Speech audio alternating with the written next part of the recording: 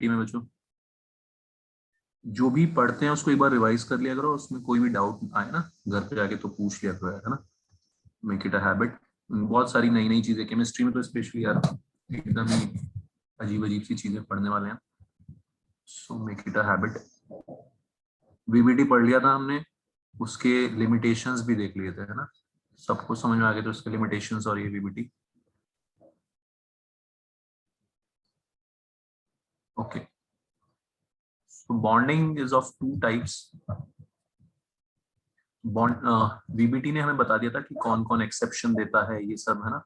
क्यों देते हैं एक्सेप्शन, एक्सपेंशन ऑफ ऑक्टेट कौन करता है, ठीक है। ये सब पॉइंट्स हमें वीबीटी ने क्लियर कर दिए थे। Bonding is of two types.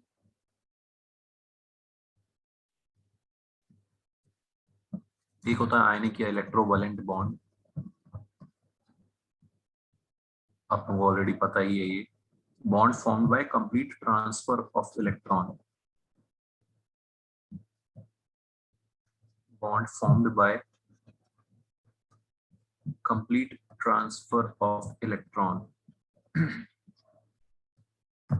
is called ionic bond या इलेक्ट्रोवैलेंट बॉन्ड। क्लियर है बच्चों, ठीक। तो आयनिक बॉन्ड को हम थोड़ा सा ही स्टडी करते हैं यहाँ पे 11th क्लास में, बहुत ज्यादा स्टडी नहीं करते। मेनली पूरा का पूरा हमारा केमिकल बॉन्डिंग चैप्टर रिवॉल्व करेगा अपने कोवेलेंट बॉन्ड्स पे, जहाँ पे शेयरिंग वेयरिंग होती है, ये सब शेप्स वगैरह निकालेंगे, क्योंकि इनकी कोई शेप्स नहीं होती। अभी मैं डिस्कस करूंगा ये चीज, ठीक है। आयनिक और इलेक्ट्रोवैलेंट बॉन्ड कैसे बनता है? By complete transfer of electron. एक एटम खुशी खुशी दूसरे इलेक्ट्रॉन एटम को इलेक्ट्रॉन दे देगा, जैसे Na और Cl। तो आयनिक बॉन्ड बनने के लिए बच्चों ऐसे दो बंदे चाहिए, एक जो खुशी खुशी इलेक्ट्रॉन लूज कर ले, खुशी खुशी इलेक्ट्रॉन लूज करके, ठीक है, क्या बना ले, कैटायन बना ले, ट्रांसफर हो जाएगा एक इस इलेक्ट्रॉन का, ठीक है। और दूसरा बंदा चाहिए जो खुशी खुशी उस इलेक्ट्रॉन को अपने पास रख ले, उस इलेक्ट्रॉन को गेन कर ले खुशी खुशी। सुना रहा है? तो ऐसे दो बंदे चाहिए जो एक खुशी खुशी इलेक्ट्रॉन को लूज कर दे और दूसरा खुशी खुशी उस इलेक्ट्रॉन को गेन कर ले। ऐसे दो बंदों के बीच में आयनिक बॉन्ड बनते हैं। ऑलराइट। तो यानी कि एक जो इलेक्ट्रो पॉजिटिव नेचर रखता हो और एक जो इलेक्ट्रो नेगेटिव नेचर रखता हो। एक जो खुशी खुशी इलेक्ट्रॉन लूज कर दे, मतलब electropositive nature. Metals are electropositive and non metals are electronegative. तो मेटल्स और नॉन मेटल्स के बीच में जनरली, ठीक है, आयनिक बॉन्ड बनने के लिए एक का मेटल और दूसरे का नॉन मेटल होना तो जरूरी है, कंपलसरी है। समझ में आ रही है बात सबको, ठीक। दोनों नॉन मेटल्स होंगे तो उनके बीच में कोवलेंट बॉन्ड बनते हैं। मेटल्स मेटल्स के बीच में क्या बनते हैं? Covalent bond. ये सब आपने शायद थोड़ा थोड़ा 9th 10th में भी पढ़ लिया होता है, मेटल प्लस नॉन मेटल। हर बार जरूरी नहीं कि आयनिक बॉन्ड बने, बट मेटल और नॉन मेटल होना जरूरी है आयनिक बॉन्ड होने के लिए, बनने के लिए। अगर दोनों नॉन मेटल्स हैं तो फॉर श्योर कोवलेंट बॉन्ड होगा, उस केस में आयनिक बॉन्ड नहीं बन सकता। Understood everyone? तो ये लास्ट क्लास में कर लिया था। ये भी कर लिया था, ओके, कोई बात नहीं। कितना कर लिया था? यहीं तक ही क्या होगा बस, है ना। तो कंडीशन ही लिखी थी इसके आगे बस, और कुछ नहीं किया। ठीक है, चलो रिवाइज हो गया ना। Condition for ionic bond, one atom, one electropositive atom या element which can easily lose electron,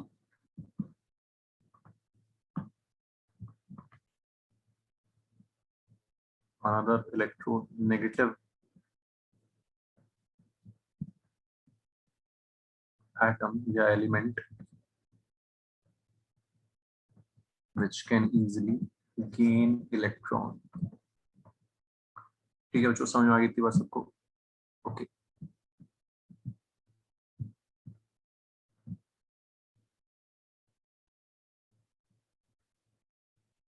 तो इजिली इलेक्ट्रॉन लूज करे एक, और एक खुशी खुशी इलेक्ट्रॉन गेन करे, ऐसे दो बंदे चाहिए। ऐसा होने के बाद कैटायंस एनायंस बनते हैं, ठीक है, कैटायंस एनायंस बनते हैं, उनमें इलेक्ट्रोस्टैटिक फोर्स ऑफ अट्रैक्शन होता है। क्या होता है उनमें? Electrostatic force of attraction.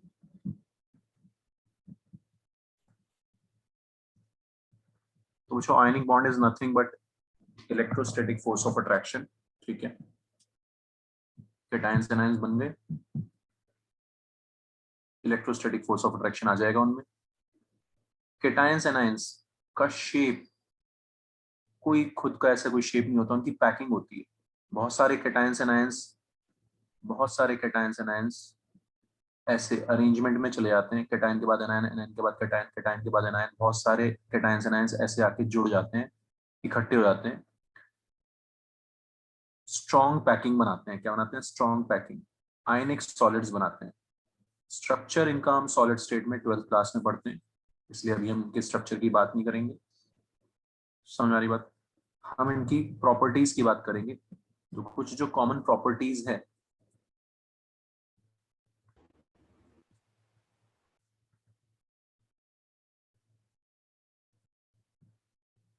वो क्या क्या होंगी बच्चों? एक तो आयनिक कंपाउंड जो हैं वो क्या होते हैं? स्ट्रॉन्ग होते हैं, तगड़े होते हैं, बढ़िया पैकिंग होती है उनकी, ठीक है। So they are high melting, they are white crystalline solids, solids having high melting point, having high melting point. समझ में आ रहा है सबको? सबका मेल्टिंग पॉइंट ज्यादा होता है सारे आयनिक सॉलिड्स का। व्हाइट कलर के क्रिस्टलाइन सॉलिड्स बनते हैं, क्रिस्टल्स की फॉर्म में रहते हैं। Clear everyone? ये इनकी एक कॉमन प्रॉपर्टी है सारे के सारे आयनिक सॉलिड्स की, सारे के सारे आयनिक कंपाउंड्स की। ओके, फॉर एग्जांपल आपको कुछ इस टाइप के क्वेश्चंस होंगे। CO2 लिखा होगा आपके सामने, SO2 CH4 NaCl। आपको बताना होगा कौन सा सॉलिड स्टेट में होगा, कौन सा गैस स्टेट में होगा। बहुत ऑब्वियस सी बात है, वैसे तो आप लोग कहीं CO2 को जानते हो गैस स्टेट है, बट अगर नहीं भी जानते तो भी जो नॉन मेटल्स होंगे, नॉन मेटल्स के बीच में covalent compounds will generally be gaseous in state, generally gaseous state में होंगे। फिर आपकी आवाज कट गई, एक बार रिपीट कर दो।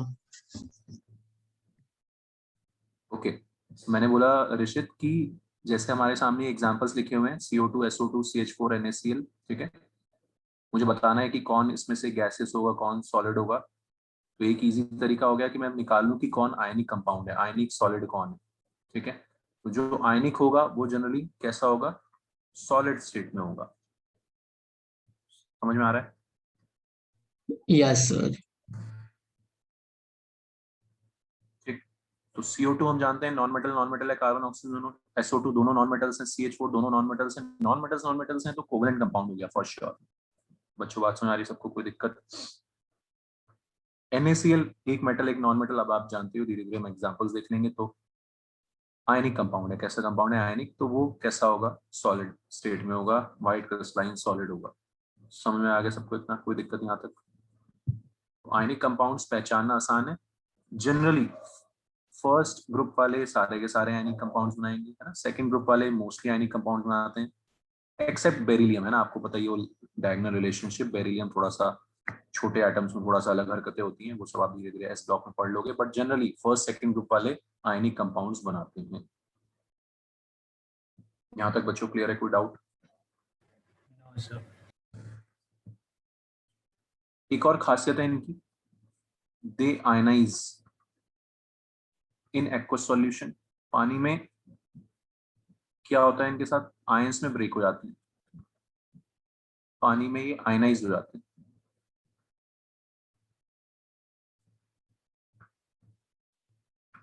ठीक है। पानी में जाते ही ये आयनाइज हो जाते हैं, आयनिक कंपाउंड्स। कैटायंस एनायंस बन जाते हैं। और मैंने उस दिन आपको बताया था हाइड्रेशन, याद है सबको? हाइड्रेशन एनर्जी, इनके ऊपर वाटर मॉलिक्यूल आके चिपक जाते हैं, वाटर मॉलिक्यूल आके इनके ऊपर चिपक जाएगा, स्टेबल कर देगा इनको। समझ में आ रहा है बच्चों? ठीक है। तो ये पानी में जाके आयनाइज हो जाते हैं, आयनिक कंपाउंड्स। ये भी इनकी खासियत होगी। क्लियर है बच्चों? ये सारे पॉइंट्स हमें याद रखने हैं। फॉर एग्जांपल जैसे NaOH है, ठीक है, NaOH बेस है। क्यों है बेस? यहाँ से H+ भी तो निकल सकता था, नहीं निकलता। क्यों नहीं निकलता? पानी में जब मैं डालूंगा तो O और H के बीच में, ध्यान से सुनना मेरी बात, O और H के बीच में जो बॉन्ड है वो कैसा बॉन्ड होगा? वो कोवलेंट बॉन्ड होगा। कैसा बॉन्ड होगा? कोवलेंट होगा, क्योंकि नॉन मेटल के साथ है। Na और O के बीच में जो बॉन्ड होगा बच्चों, वो होगा आयनिक बॉन्ड। मानते हो बात को? सोडियम और ऑक्सीजन के बीच में जो बॉन्ड होगा वो आयनिक होगा। तो पानी में जाके कौन सा बॉन्ड आयनाइज होगा? Na और O का बॉन्ड आयनाइज होगा, ना कि O एंड H का। ठीक है, कोई दिक्कत? ठीक है, तो ज्यादा प्रोबेबिलिटी आयनिक बॉन्ड के आयनाइज होने की है। तो आयनिक और कोवलेंट में से ये आयनाइज हो गया, NaOH इस तरह से टूट जाता है, आपको पता ही है। ठीक है, बेस बन गया, OH- रिलीज कर देता है। Clear everyone? तो पानी में कोई भी आयनिक कंपाउंड डालोगे आप, KCl डालोगे टूट जाएगा K+Cl- में। ठीक, समझ में आ रही बात सबको? ठीक है, KCN में डालूंगा, सारे के सारे जो फर्स्ट ग्रुप वाले हैं वो मजे में आयनाइज हो जाते हैं। K+ अलग, Cn- अलग। उन्हें दूसरे से कोई लेना देना नहीं है, वो अपनी खुश हैं, कैटायन बन के खुश हैं, पानी में जाते जाते हैं, इस इनकी बॉडी पे आके आके वाटर मॉलिक्यूल्स चिपक जाते हैं, बस स्टेबल हो गए, खुश हो गए, मोक्ष प्राप्ति हुई इनको। समझ में आ रही बात सबको? ठीक, तो तो एक्वस सॉल्यूशन में KCN में CN के बीच में नहीं आएगा, बट K एंड CN के बीच में आएगा। हाँ सेम चीज, C और N के बीच में नहीं होगा, दोनों नॉन मेटल्स हैं, है ना? तो वो बॉन्ड नहीं टूटेगा। कौन सा बॉन्ड टूटेगा? K+, खुशी खुशी अलग हो जाएगा, Cn- अलग तैरेगा। समझ? ओके। ठीक है, हाँ, तो बहुत इंपॉर्टेंट बात बोली आपने। तो आपको अब पता होना चाहिए कि KCN में K और C के बीच में कौन सा बॉन्ड होगा? आयनिक बॉन्ड होगा यहाँ पे। ठीक है, हाँ। और यहाँ पे होंगे कोवलेंट बॉन्ड्स। मैंने ट्रिपल बॉन्ड बना दिया, अभी धीरे धीरे पढ़ेंगे हम ये सब चीजें। समझ में आ गई बात सबको इतनी कुछ? ठीक है, कोई दिक्कत? फर्स्ट ग्रुप वाले सारे के सारे मोस्टली यही वाले बॉन्ड्स बनाएंगे।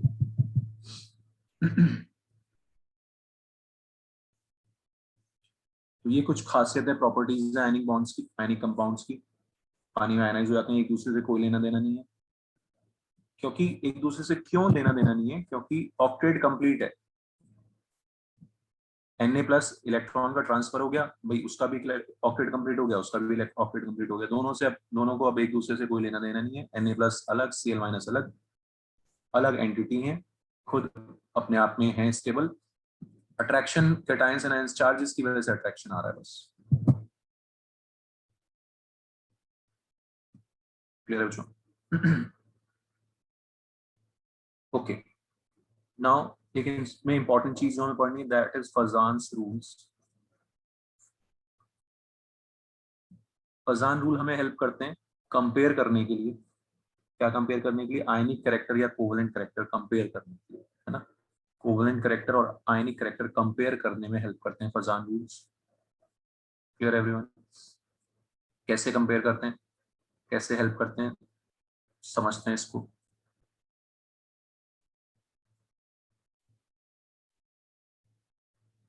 Na+ और Cl- ये आयनिक कंपाउंड है, ठीक है, जो स्टेबल है। लेकिन कैटायन थोड़ा सा अट्रैक्ट मारता है, अट्रैक्शन मारता है, इलेक्ट्रॉन्स को अपनी तरफ अट्रैक्ट करने की कोशिश करता है। ठीक है, इलेक्ट्रॉन्स को अपनी तरफ अट्रैक्ट करने की कोशिश करता है। वो हमारे एनायन की शक्ल बिगाड़ देता है, शक्ल बिगाड़ देता है, परफेक्ट स्फेरिकल शेप नहीं रहने देता, थोड़ा सा ओवल शेप कर देता है। क्यों कर देता है? क्योंकि इलेक्ट्रॉन्स को अपनी तरफ अट्रैक्ट कर रहा है, इलेक्ट्रॉन्स को अपनी तरफ थोड़ा अट्रैक्ट कर रहा है। ठीक है, ऑब्वियसली बात है, कैटायंस एनायंस रखे हुए हैं तो इलेक्ट्रॉन्स थोड़ा सा अट्रैक्ट हो जाएंगे। क्लियर है बच्चों? इसको बोलते हैं पोलराइजेशन। क्या बोलते हैं इसको? पोलराइजेशन। ठीक है, तो कैटायन पोलराइज कर रहा है।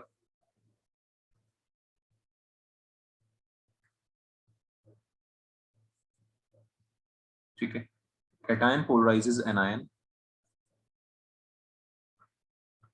higher the polarization, higher the polarization, more the covalent character, more the covalent character। Sir polarisation का मीनिंग फिर से बता सकते हो?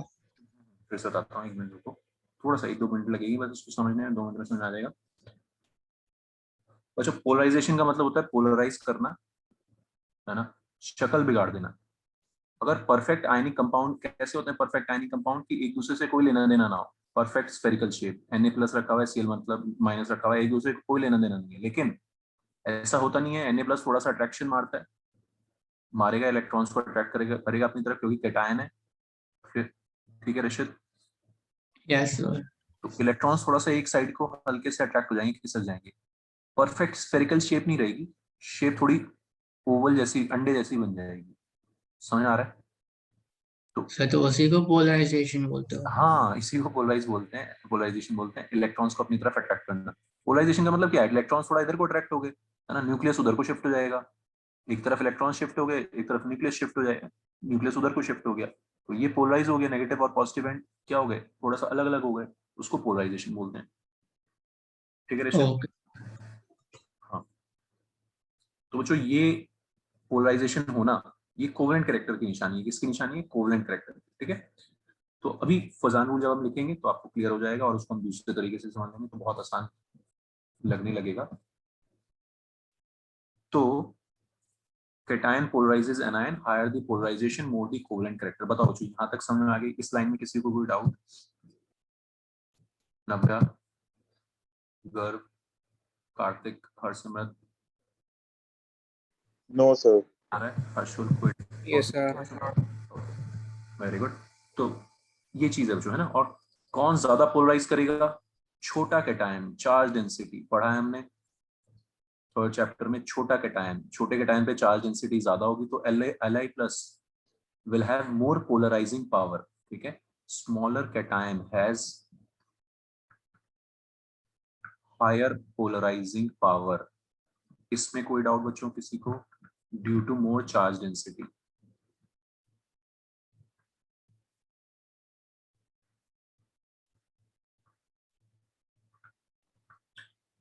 Understood everyone? छोटा कैटायन, चार्ज डेंसिटी ज्यादा, है ना, Li+ Na+ दोनों पे +1 चार्ज है, लेकिन कैटायन का साइज छोटा है तो उसकी चार्ज डेंसिटी ज्यादा है। ठीक है, वो ज्यादा शक्ल बिगाड़ देगा Cl आयन की। Clear everyone? वो शक्ल ज्यादा बिगाड़ देगा Cl आयन की। तो LiCl और NaCl में बच्चों पोलराइजेशन ज्यादा होगा LiCl में, इसीलिए उसमें कोवेलेंट कैरेक्टर भी ज्यादा होगा।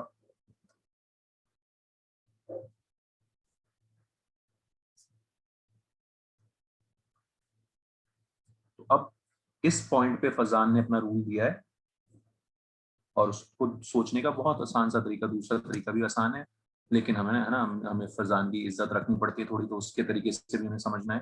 ठीक है, तो फजान ने ये रूल दिया बच्चों, smaller the cation higher the covalent character.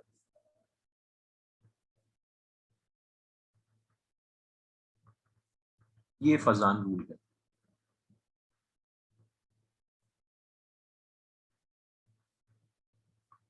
समझ में आ रहा है सबको? ठीक है, कोवेलेंट कैरेक्टर कंपेयर करने के लिए आपको सिर्फ क्या करना है, कैटायंस के साइज कंपेयर करने, LiCl, NaCl, KCl, RbCl, CsCl, caesium chloride.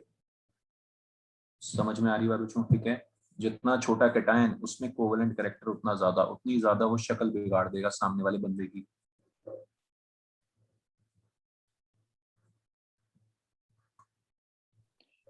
Sir वो इलेक्ट्रोनेगेटिविटी डिफरेंस की वजह से नहीं होता? बिल्कुल, मैं मना नहीं कर रहा चाहिए ना, मैंने क्या बोला कि हम दूसरे तरीके से भी समझेंगे, है ना, लेकिन फजान ने अपने स्टाइल से रूल दिया भाई, फजान ने अपने स्टाइल से रूल दिया है। ठीक है, अब देख, आयनिक करेक्टर जिसमें कोवेलेंट करेक्टर कम, उसमें आयनिक करेक्टर ज्यादा। अब मैं वही चीज बोलने वाला हूँ जो आपने बोली अभी। ठीक है, हम सीधे वही चीज बोलने वाले हैं कि भाई सिंपल सी बात है सर, इसमें कौन सी बड़ी बात है, सीजियम खुशी खुशी इलेक्ट्रॉन ज्यादा लूज करेगा, ज्यादा खुशी खुशी कौन इलेक्ट्रॉन लूज करेगा बच्चों? सीजियम करेगा ना, मानते हो बात को? तो आयनिक बॉन्ड उसमें ज्यादा, उसमें आयनिक करेक्टर ज्यादा होगा, तो ये हम वैसे भी सोच सकते थे। यही बोलना चाह रहे हो ना, तो ये हम वैसे भी सोच सकते थे। Yes sir. बताओ जो समझ में आई बात? तो सीजियम का साइज बड़ा है, इजिली इलेक्ट्रॉन लूज करेगा, उसमें आयनिक करेक्टर ज्यादा होगा, वो भी वैसे भी बोल सकते हैं, लेकिन वही बात है ना, फजान को भी तो थोड़ी इज्जत देनी है ना।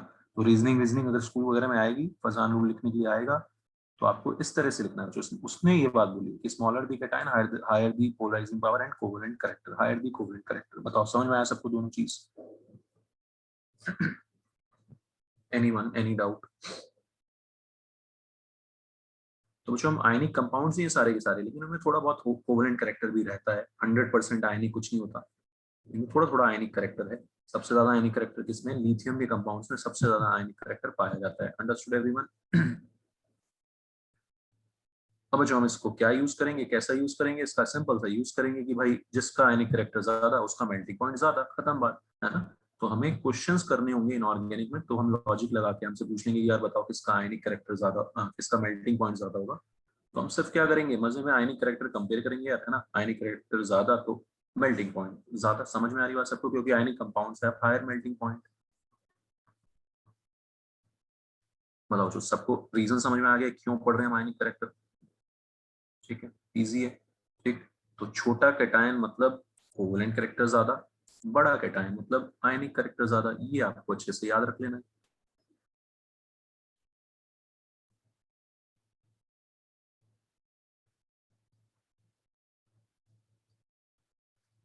सेम लॉजिक लगा के बताओ मेरे को, किसमें आयनिक करेक्टर ज्यादा होगा, किसमें कोवेलेंट करेक्टर ज्यादा होगा।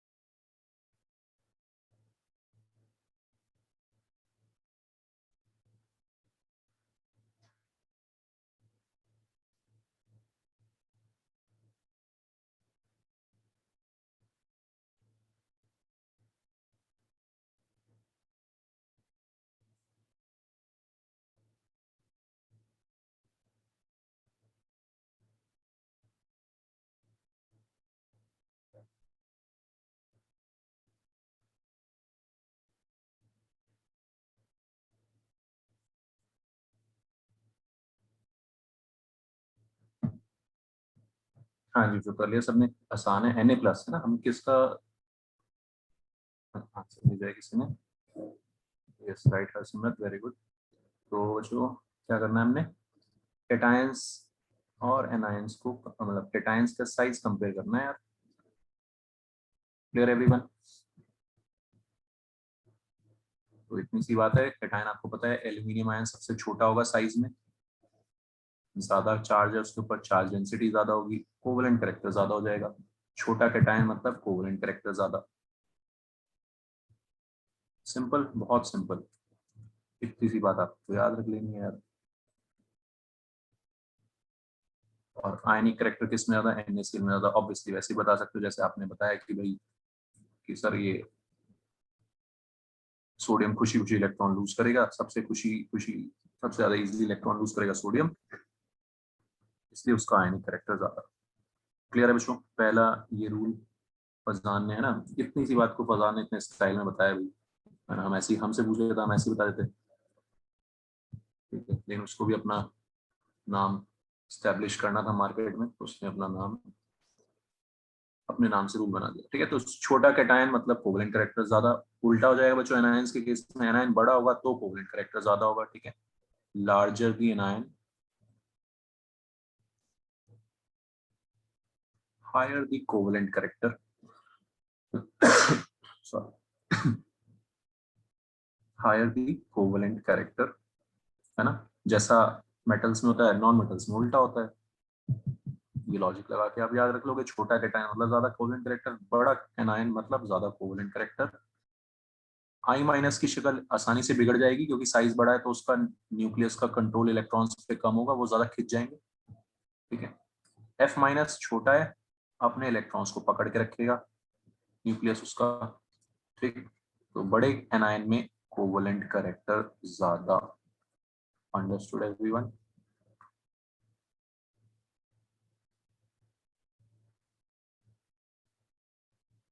लिख दो इसमें, आयनिक करेक्टर किसमें ज्यादा, है ना, कोवेलेंट करेक्टर किसमें ज्यादा।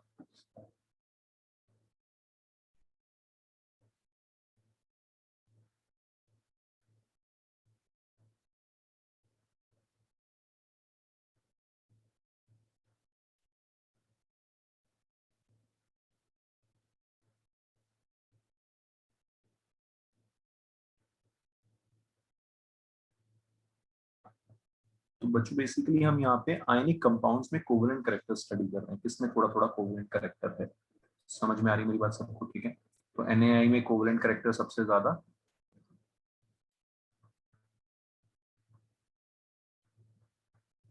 तो इतनी छोटी सी बात को बोलते हैं फजान रूल।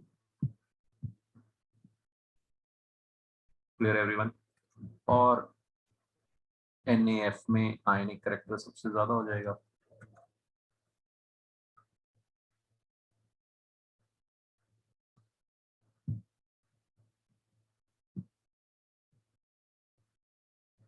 बात समझ आ रही हो? ठीक है, caesium fluoride is the most ionic, सबसे ज्यादा आयनिक कैरेक्टर।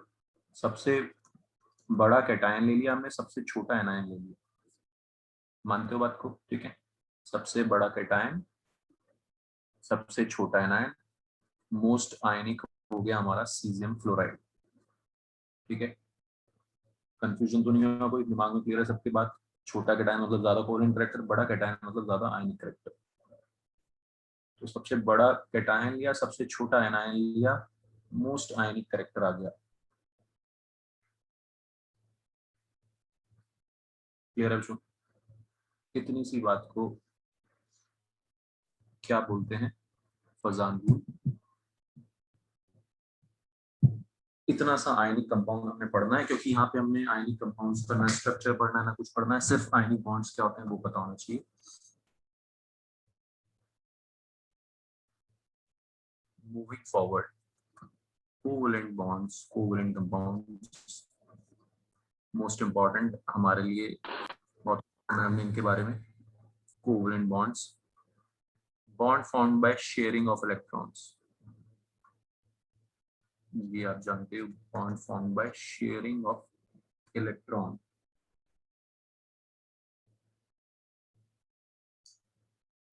तो मैंने आपको बना के बताया भी था कि भाई कार्बन CH4 है, कार्बन है, हाइड्रोजन है, लूज डॉट स्ट्रक्चर।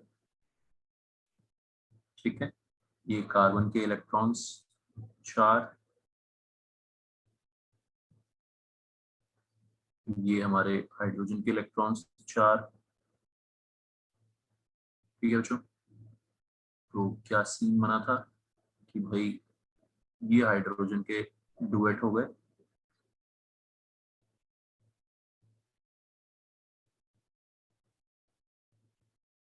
और ये हमारा कार्बन का ऑक्टेट हो गया।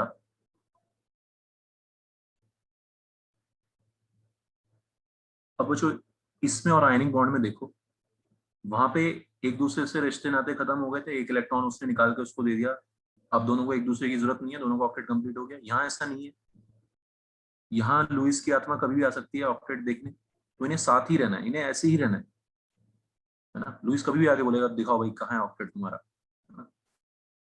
तो ये ऐसे ही रहेंगे। समझ में आ रही बात सबको? ठीक है, ऐसे ही साथ साथ रहना पड़ेगा इन्हें, साथ साथ हैं तभी ऑक्टेट कंप्लीट है। एनी डाउट किसी को? समझ, कोई दिक्कत बच्चों? समझ आ रही बात? ठीक है, साथ रहेंगे तभी तो ऑक्टेट कंप्लीट है, तो इनको ऐसे ही साथ रहना पड़ेगा। ये एक दूसरे को ऐसे छोड़ के जा नहीं सकते, जैसे NaCl में Na+ अलग, Cl- अलग। क्लियर है बच्चों? ठीक, यहाँ पे ये ऑर्बिटल्स का ओवरलैप हो जाता है, overlap of orbitals take place.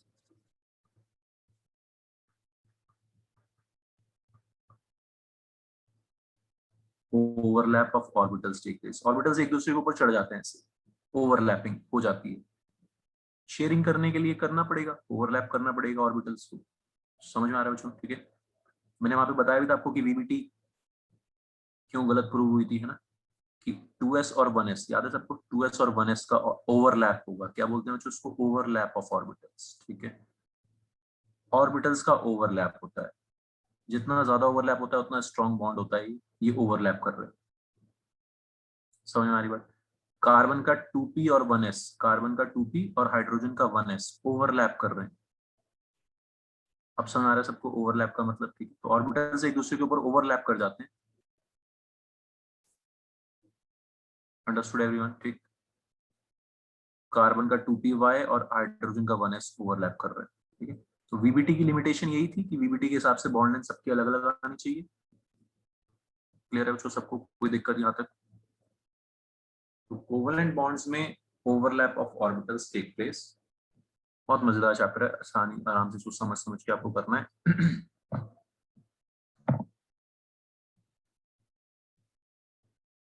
Now, very important, covalent bonds are of two types.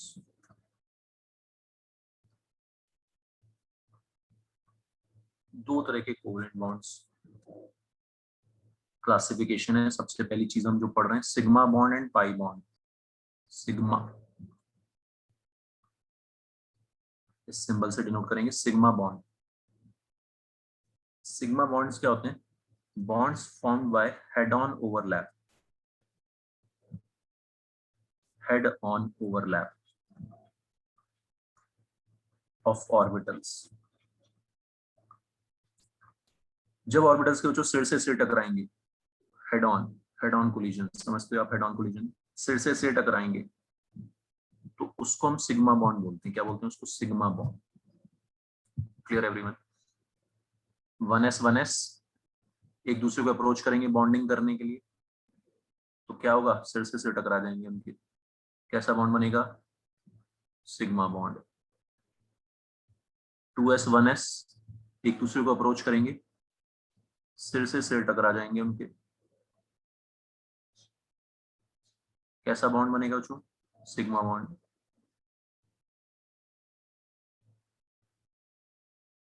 2p1s एक दूसरे को अप्रोच करेंगे, सिर से सिर टकरा जाएंगे उनके। फील आ रही है सबको सिर से सिर टकराने की?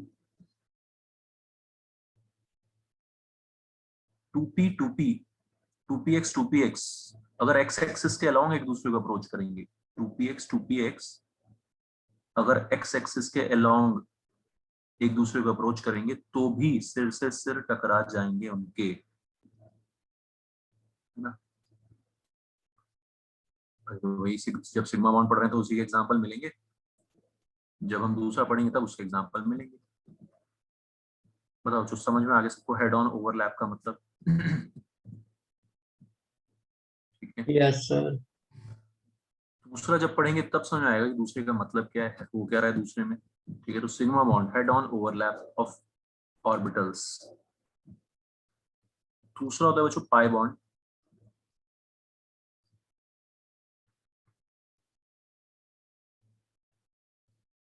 Pi bond, bonds formed by sideways hi hello sideways overlap of orbitals। ये क्या होता है साइडवेज ओवरलैप? देखना भी बच्चों, समझ में आएगा आपको।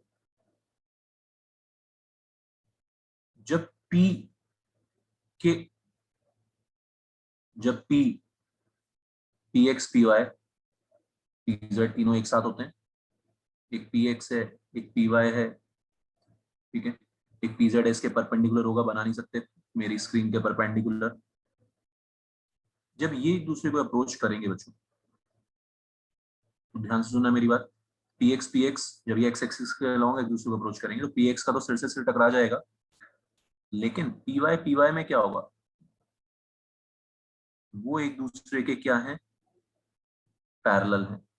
py एक दूसरे के क्या है? पैरेलल है। तो वो क्या करेंगे? वो साइड से हाई हेलो करेंगे, उनमें साइडवेज ओवरलैप होता है, साइडवेज अट्रैक्शन होता है। बताओ समझ में आ रहा है सबको? ठीक है, ज्यादा पास आ गए तो कुछ इस तरह से हल्का सा साइडवेज ओवरलैप हो गया, इसको बोलते हैं बच्चों पाई बॉन्ड। क्या बोलते हैं इसको? Pi bond. ठीक है, तो दो तरह के बॉन्ड हमें समझने हैं, सिग्मा बॉन्ड और pi bond. Sigma bond will be stronger due to more overlap। ज्यादा ओवरलैप किसमें होगा? सिग्मा बॉन्ड में, सिर से टकरा रहे हैं, बढ़िया टक्कर होगी। साइडवेज ओवरलैप, साइड से हाई हेलो चल रही है, साइड से जो हाई हेलो होगी बच्चों उसमें ओवरलैप बहुत कम होगा, that will be weaker. Pi bonds are weaker. Any doubt यहाँ तक किसी को?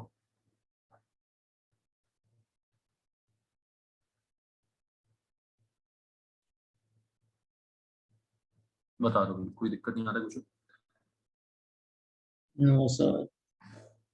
पीजेड क्या करेगा, वो भी एक दूसरे के पैरेलल होंगे नहीं होंगे, है ना। पीएक्स एक ही पाई बॉन्ड, एक ही सिग्मा बॉन्ड बना पाएगा। पीएक्स पीवाई एक दूसरे के पैरेलल रह जाएंगे। इमेजिन करो पीजेड वो भी मेरी स्क्रीन के परपेंडिकुलर है, मैं बना नहीं सकता। यहाँ पे ऐसे टेढ़ा करके बना देता हूँ। पीजेड एक दूसरे के क्या होंगे, पैरेलल। समझ में आ रहा है बच्चों, ठीक है। जो पैरेलल होंगे एक दूसरे के, उनमें होगा पाई बॉन्ड। तो दो तरह के होते हैं कोवेलेंट बॉन्ड, या ओवरलैप या शेयरिंग, दो तरह की होती है। हेड ऑन ओवरलैप या फिर साइडवेज ओवरलैप। ओके, तो जब बच्चों हाइड्रोजन बनना है, एच क्या कंबाइन होगा दोनों का, 1s 1s। आप ये चीज समझ लो ध्यान से कि एस की कोई डायरेक्शन नहीं होती। एस किसी के पैरेलल हो ही नहीं सकता, स्फेरिकल है। पैरेलल किस कौन होंगे, पी वाई पीजेड ये सब होंगे। एस तो हमेशा सिग्मा बॉन्ड ही बनाएगा। एस हमेशा कौन सा बॉन्ड बनाएगा, सिग्मा। समझ में आ रही मेरी बात सबको?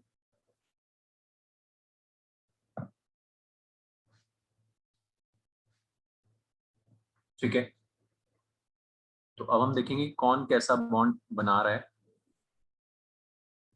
CH4 में H के सारे 1s होंगे, सारे के सारे सिग्मा बॉन्ड बनेंगे। उस दिन मैंने बताया भी था आपको कि ये कार्बन का 2s, हाइड्रोजन का 1s, कार्बन का 2p, हाइड्रोजन का 1s।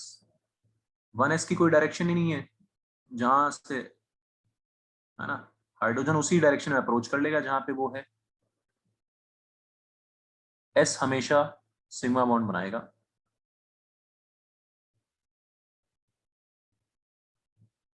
All single bonds are sigma bonds, सारे सिंगल बॉन्ड्स जो हैं सिग्मा बॉन्ड होते हैं। अभी आपको क्लियर हो जाएगा बच्चों, जब हम पाई बॉन्ड बनाएंगे डबल बॉन्ड में तो।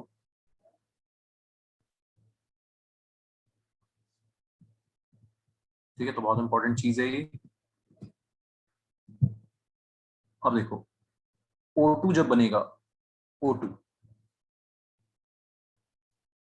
O2 में क्या सीन है, 2p4, ठीक है, 2p4 है, दोनों ऑक्सीजन का सेम सीन है। अब जब ये एक दूसरे को बॉन्ड बनाने आएंगे, मान लिया वाई एक्सिस के लॉन्ग आ गए, किसके लॉन्ग आ गए, वाई एक्सिस के लॉन्ग। मान लिया 2py और 2pz, इन दोनों को बॉन्ड बनाना है, तो ये वाई मैंने मान ली ये मेरी वाई एक्सिस है, इसके लॉन्ग आ गए। तो बच्चों जब भी पहला बॉन्ड बनता है वो हमेशा सिग्मा बनेगा। पहला बॉन्ड हमेशा कैसा बनेगा, सिग्मा, है ना। तो वो उसी डायरेक्शन में आ गए, पी वाई की डायरेक्शन में आ गए। तो जब अप्रोच करेंगे एक दूसरे को वाई एक्सिस के लॉन्ग, सिर से सिर टकरा जाएंगे इनके, ठीक है, सिर से सिर टकरा गए, पहला बॉन्ड कैसा बन गया, सिग्मा बन गया। पीजेड क्या करेगा, वो साइड से हाई हेलो करेगा, ठीक है। तो ऑफलाइन क्लास में इसको बहुत मजे से, है ना, ऐसे समझाते हैं, लेकिन यहाँ पे आपको ऐसे समझना पड़ेगा कि भाई ये अप्रोच कर रहे हैं एक दूसरे को, एक दूसरे को अप्रोच कर रहे हैं, ये बन गया हमारा सिग्मा बॉन्ड, पहला बॉन्ड। दूसरा बॉन्ड कैसा बनेगा, पाई बनेगा। ऑलराइट, तो तो डबल साइड वाले में टच होता है नहीं होता फिर? होता है ये थोड़ा सा ना, थोड़ा सा मतलब एक दूसरे को अट्रैक्शन होता है। तो ये थोड़ा सा ये मैं कैसे बताऊंगा, ये बर्गर जैसे बन जाएंगे। इलेक्ट्रॉन क्लाउड जो है ऐसा हो जाएगा, ये एक दूसरे को पास आने की कोशिश करेंगे। समझ आ रहा है ऋषभ? तो बस बहुत थोड़ा सा होता है। हाँ, ये पास आने की कोशिश करेंगे ऐसे एक्सपैंड करके, टच से हो जाएंगे। ओके सर, हाँ समझ आ गया। समझ में आ गई बात, ठीक है, बर्गर जैसे बन जाएंगे, ठीक है, वो सब, है ना। तो बच्चों आपको काम की बात क्या है, डबल बॉन्ड में एक सिग्मा होगा, पहला सिग्मा होगा हमेशा, दूसरा क्या होगा, पाई। काउंट करने के लिए आएगा स्कूल में, ऐसे क्वेश्चन आएंगे, बताओ कितने सिग्मा कितने पाई। अंडरस्टूड एवरीवन, समझ आ रही बात बच्चों? Yes sir. ट्रिपल बॉन्ड में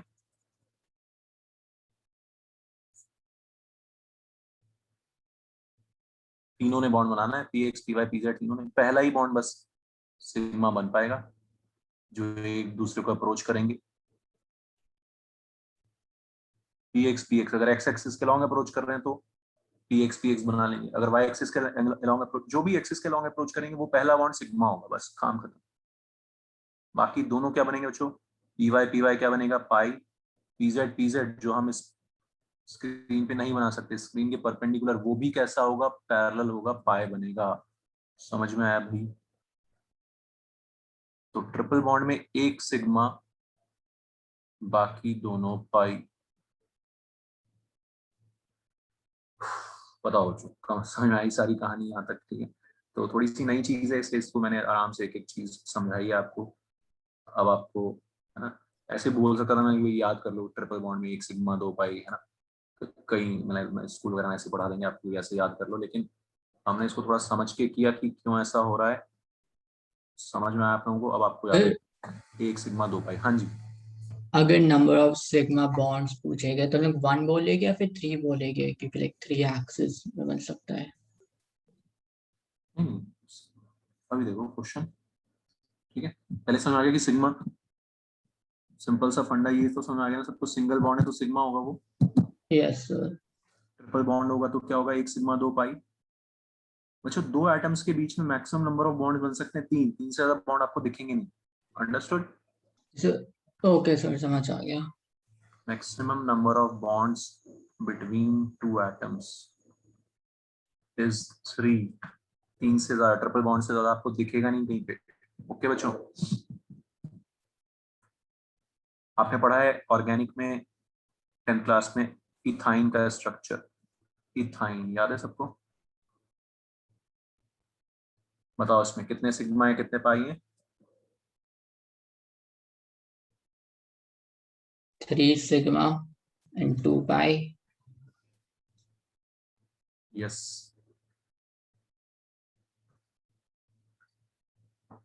तो क्या करना है हमने, सिंगल बॉन्ड यानी कि सिग्मा बॉन्ड, ट्रिपल बॉन्ड यानी कि एक सिग्मा और बाकी दोनों पाई। तो आपको स्कूल में इस टाइप के क्वेश्चंस आएंगे, ठीक है, तो आपको बताना होगा कि कितने सिग्मा है कितने पाई है। सो सिंपल यार।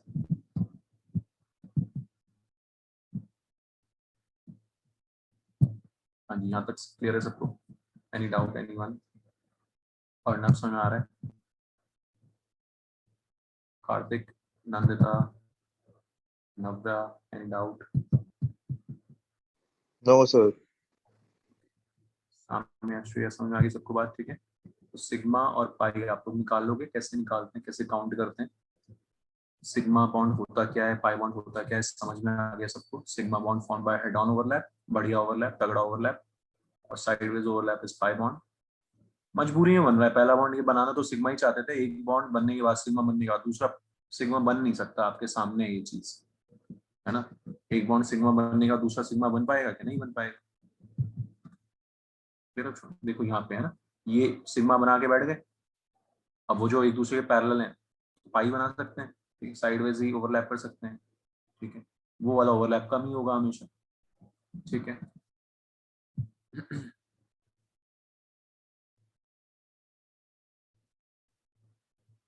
सोचो अगर आपको ये ऑर्गेनिक कंपाउंड का कुछ बनाने के लिए आएगा, मान लिया मैं लिखता हूँ CH3 CH2 C double bond O, है ना, कीटोन्स आपको याद ही होगा, CH2 C triple bond N। Organic compounds बहुत ध्यान से गिनना है आपको, क्योंकि ये CH3 का मतलब क्या है, 3 H लगे हुए हैं, ठीक है, एक्सपैंड करके आराम से गिनना वरना गड़बड़ होगी। हर कार्बन के 4 बॉन्ड तो होने ही चाहिए, हर कार्बन के 4 बॉन्ड होने ही चाहिए, आपको पता है कार्बन के 4 बॉन्ड होते ही होते हैं, ठीक है। ये ऑर्गेनिक में और डिटेल में पढ़ेंगे हम, बाकी अभी से आपको ये एक्सपैंड करना आना चाहिए स्ट्रक्चर बॉन्डिंग, तभी आपको थोड़ा सा आसान लगेगी। स्ट्रक्चर समझ में आ गया सबको? गिन दो इसमें कितने सिग्मा है कितने पाए।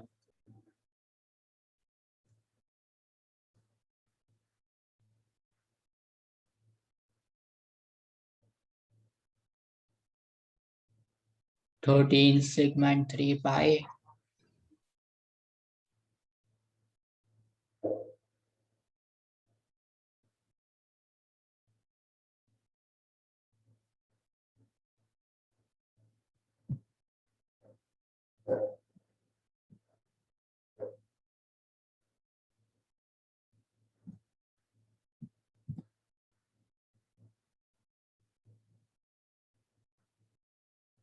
हाँ जी, जो सब लोग गिन पा रहे हैं कोई दिक्कत नहीं है। सिग्मा सिग्मा सिग्मा सारे सिंगल बॉन्ड चार सिग्मा, ठीक है। 3 4 5 6 7 8 9 10 11 12 13, ठीक है। पाई गिनना सबसे आसान है। पाई बॉन्ड एक तो डबल बॉन्ड में एक है, ट्रिपल बॉन्ड में दो है, ठीक है। 13 सिग्मा एंड 3 पाई।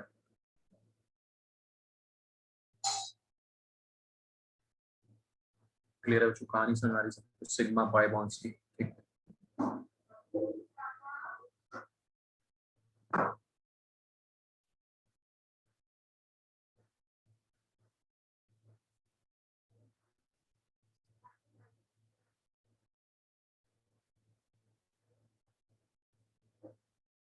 ये बनाया था उस दिन आपने, बनाओ इसमें और बताओ कितने सिग्मा कितने पाई।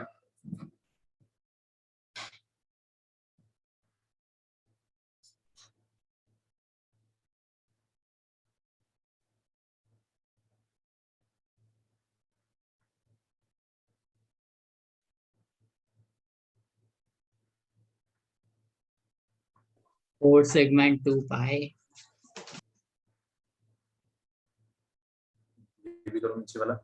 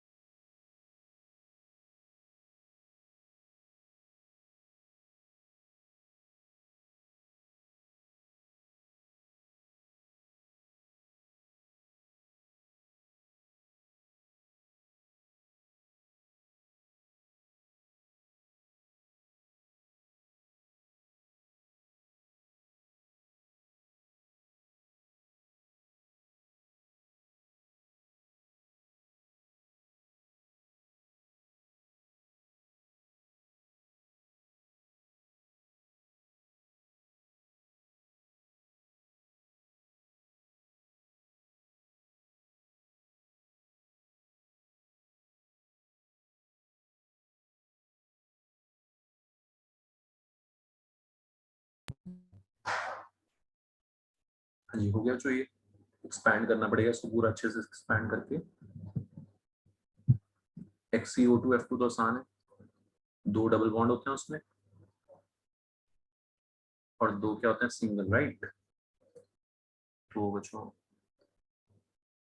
सबको समझ आ गया ना ये XeO2F2 का स्ट्रक्चर बनाना, ठीक है। 4 सिग्मा 2 पाई।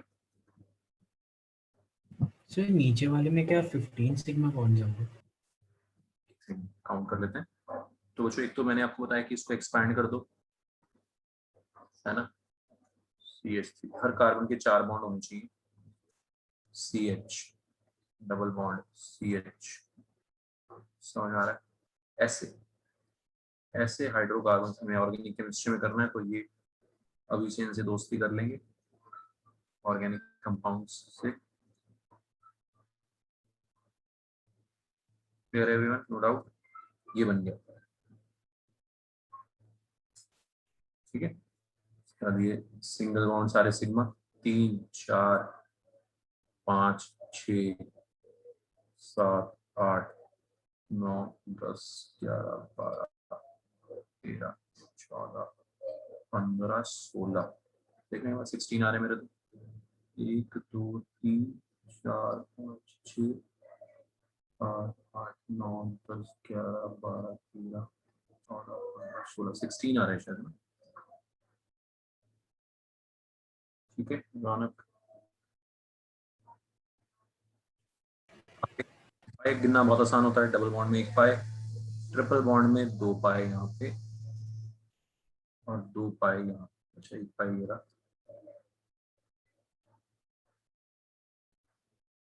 2 पाई यहाँ पे। अंडरस्टूड? बताओ जो किसी को कोई डाउट यार पूछो। 1 2 4 और 2 6, 6 पाई आ रहे हैं। बताओ यार किसी को कोई डाउट? ऋषित क्लियर है ये? Yes sir. ठीक है। अनन्या ने डाउट, किसी को भी? गर्व, गोविंद, क्लियर बच्चों सबको?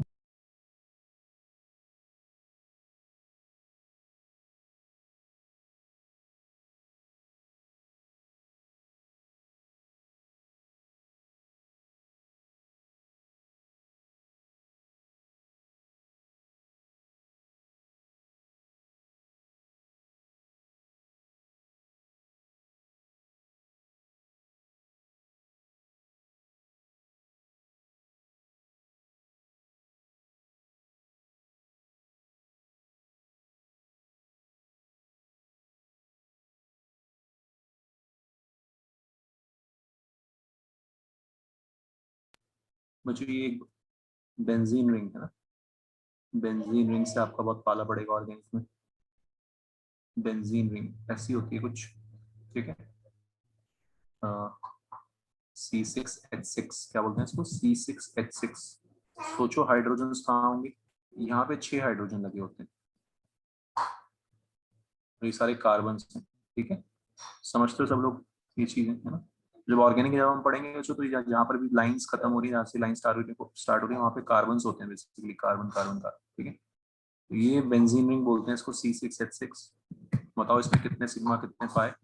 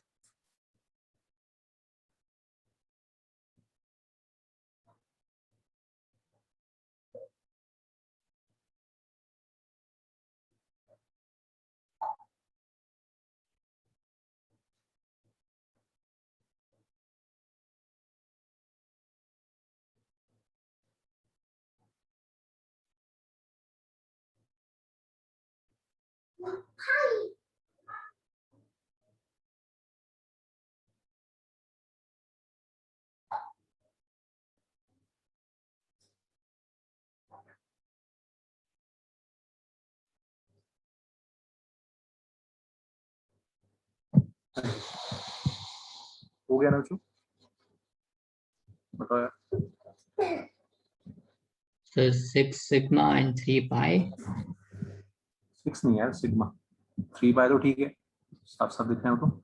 सिग्मा 12 है यहाँ पे, ये कार हाइड्रोजन के साथ भी तो सिग्मा है ना। Okay, wait. हाँ इनको okay. नहीं भूलना है, इनको नहीं भूलना है। और 6 रिंग में हो गए। Clear everyone? इस तरह से हम सिग्मा और पाई काउंट करते हैं यहाँ पे। चलो एक लास्ट क्वेश्चन करो इसके ऊपर, सोचना अब आराम से, मैं कुछ बना नहीं रहा हूँ, खुद से आपको सोचना है।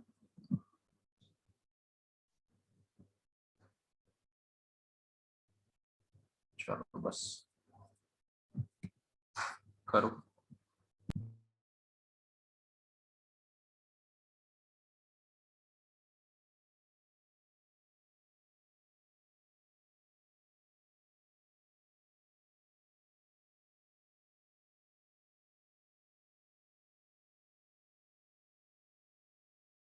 सर में हम लोग को खुद से कार्बन एंड हाइड्रोजन ऐड करना है।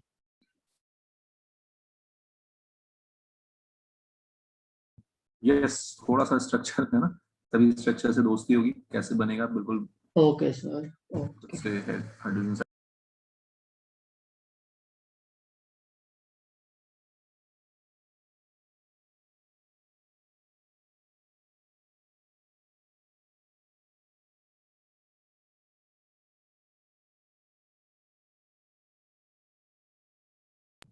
और स्मृत ने निकाल दिया। स्मृत, पाई का तो आंसर सही है, पाई का देख देख के समझ आ रहा है ना। सिग्मा काउंट करने पड़ेंगे अभी मेरे को।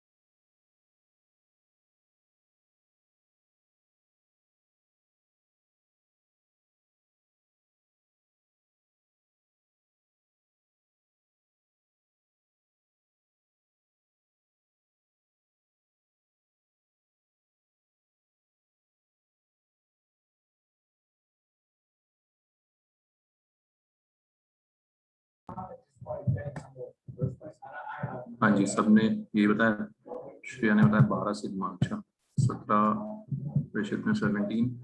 देख लेते हैं एक बार, कोई श्रेया मिस तो नहीं कर रही है वाले सिग्मा, जो हाइड्रोजन वाले सिग्मा जनरली सब लोग मिस कर देते हैं ना, है ना श्रेया? हाइड्रोजन वाले सिग्मा जनरली सब लोग मिस कर देते हैं। तो यहाँ पे एक हाइड्रोजन लगा होगा श्रेया, यहाँ पे जैसे यहाँ पे थे बेंजीन रिंग में। समझ आ रही मेरी बात? Yes sir. हाँ, ये जनरली मिस हो जाते हैं, वो नहीं करने बस हमने।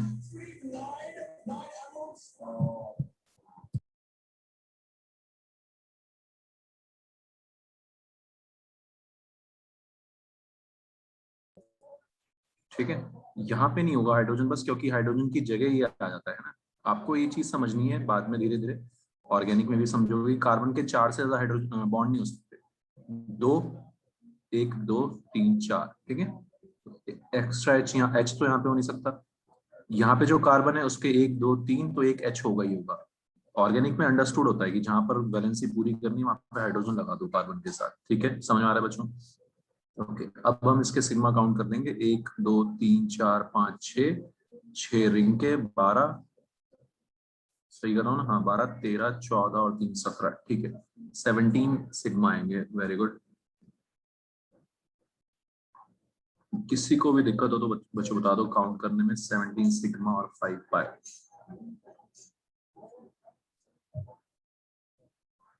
क्लियर है ये सबको? हर्षुल, समझ में आ रही बात?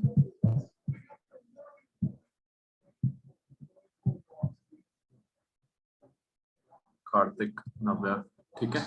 चलो फिर नेक्स्ट क्लास में जो इसको कंटिन्यू करते हैं।